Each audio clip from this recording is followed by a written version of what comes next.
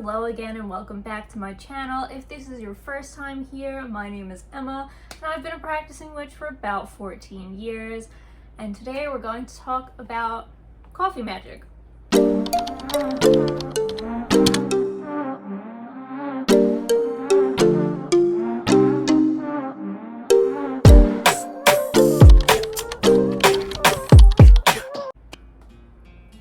Okay, so coffee is a great way to do low energy spell work, which I've talked about before, I think, in my video about offerings for deities that are low energy. But once again, low energy spell work and potions, and you can work in any correspondence you want. It's an easy thing to merge into your daily routine. So let's start simple. The night before, if you have coffee every morning, like I do, the night before, leave a crystal in your mug of the correspondence you want, or for whatever intent you want, charged for whatever you want, in the mug overnight. And that energy will have transferred to the mug by morning. It's an easy thing to do. Put a rock in your cup. Don't forget to take it out before you put the coffee in it, because some crystal elixirs are toxic. So don't do that. Another easy thing. Syrups. Now, you can make your own syrups, or you can order syrups online. They're easily accessible. You can even buy them on Amazon if you want. And those correspondences will help you as well. So like lavender or raspberry, both of these are really helpful for romance, which was not intentional. But those are the two that I happen to have lying around. Lavender, calm and purity and love and friendship. And then you have, I'm not gonna get into the backstory behind raspberries. Romance. All right, romance. And you can make things a little more fun. You can put cinnamon in it for prosperity, for protection. You can use any other toppings like chocolate or vanilla or nutmeg. All of these spices, all of these flavors have correspondences that will help you with your spell. You can even get a little fancier and use these. I bought these online.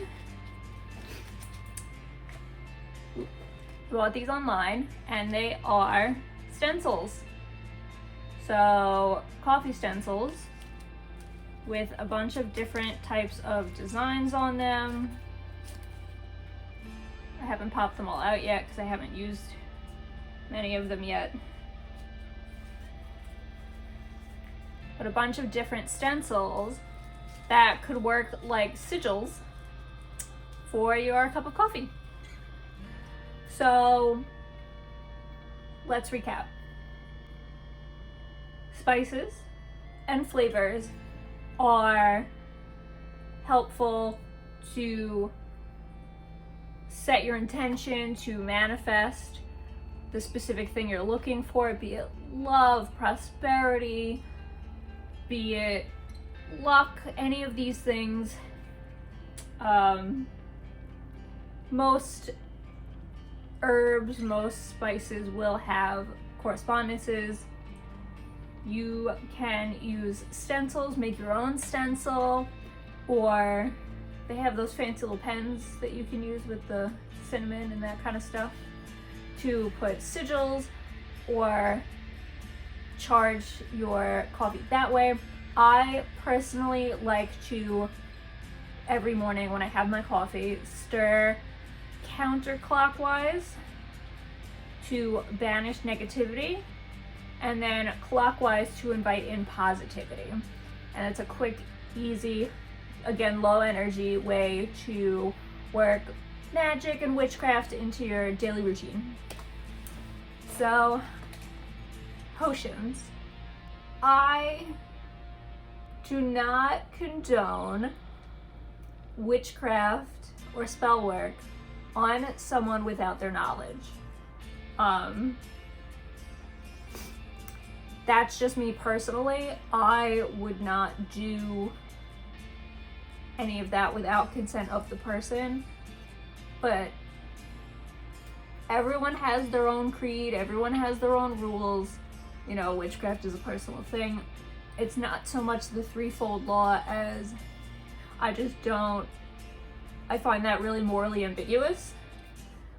But if you have someone who is okay with that, you can make them a potion that is, you know, helpful for whatever they need. Maybe they need a little luck because they have an exam coming up.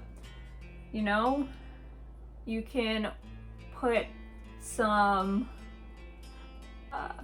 you can charge some crystals, leave that in a mug for them, or you could give them a mug that's green. You can make the mug itself incorporate into the spell via color or imagery. You can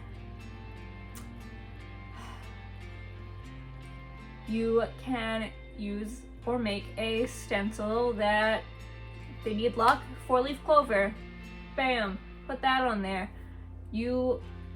As long as the intent is there, as long as you've put that energy into it, as long as you've charged it, as long as there's that, we all know at this point, unless you're new, magic is all about intent. It's all about intent. The correspondences, the ingredients, they just help you get there. But in the end, it's about intent. So even if you don't have any of these things, if you just like your coffee black, as long as you put that intention in there, you'll still probably manifest something. Now, if you don't drink coffee, the same applies to, maybe you like hot chocolate. Maybe, you know, you just want to use warm milk with cinnamon or the syrup flavors, which I guess are kind of just hot chocolate without chocolate. Either way, this works with hot chocolate, it works with tea. I usually drink tea depending on the ingredients. Like if I know I'm gonna be working with Persephone later in the day, I will have pomegranate vanilla tea, which is one of my favorites. If I need a boost of luck, I'll have green tea. If I need to banish negativity before going to work, either black coffee, black tea, usually coffee. Coffee's great for that. If you're gonna be doing spirit work, I do a little bit of spirit work now. I make sure to have coffee beforehand because it takes a lot of energy. If you did a spell and you want to give it a little bit of an extra boost, or if you notice a spell is starting to not wear off, but like the potency is starting to diminish, you can match the correspondences and charge it with the coffee. If I make a spell jar, I'll give it a little bit of oomph by having corresponding coffee beverage after the fact, just to manifest a little extra energy towards that. If you are in the broom closet, it is a casual way to do spell work inconspicuously. No one's going to think anything's weird about you getting a little fancy with your coffee. At least I wouldn't think so. The same applies with tea, if you get tea for certain correspondences, no one's gonna think, oh my god, it's witchcraft. I just love that it's a really easy and approachable way to dive into spell work, to dive into witchcraft. It's low energy because some days we just don't have it in us. I know I haven't really lately, but you know, you gotta do, when you feel like you gotta do something but you don't have it in you, this is a good way to go. It's really, like I said, it's easy, it's low energy. You don't even really have to do anything if you don't want to. You can really just make black coffee and stir your intent into it. It's really not, there's not that much to it. If you want to get fancy, you can. You don't have to though. I mean, I like to, but I really love coffee and I love experimenting and playing around with it. I also definitely recommend lavender in coffee. Delicious. Delicious. Another thing, I will use coffee as offerings. Sometimes I like to make an extra cup of coffee and leave it aside for a deity so we can have what I consider a coffee date. You can use them as offerings to the deities in general, leave them on your altar.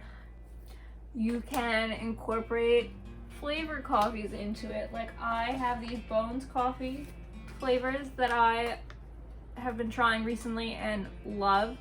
You can just get flavored coffee and incorporate that into your work. You know, I recommend these. These are delicious. But, you know, like I said earlier, the flavors would work the same way as like a syrup. It's just a little easier for some people than, you know, adding stuff in to just have the coffee already be flavored. You could make your coffee with moon water. You could charge some moon water and use that to make your coffee. It adds a lot of potency to it. You could incorporate drinking coffee into part of a ritual. Anything could be magic if you put that intent and thought into it. And I think that's what I love about coffee magic, is that I love coffee, and the fact that it's so, I love coffee, and the fact that I can incorporate it into my spiritual, the fact that I can incorporate it into my craft is really heartwarming, and it's really nice that I can take something that is such a big part of my daily routine and merge it with something that's a big part of me.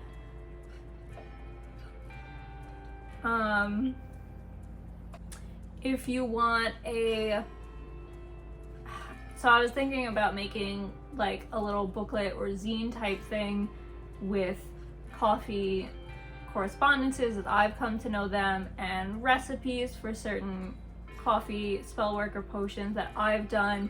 If you would be interested in that, let me know in the comments down below. I hope this is gonna I hope this can help you work some coffee magic into your routine. It's, like I said, it's just such an easy, low effort way to just make sure that you're doing a little bit of magic every day. Not that you have to, but if you've been in a bit of a rut, it's a good way to keep the energy flowing. As always, if you enjoyed this video, please like and subscribe, and I will see you all next time.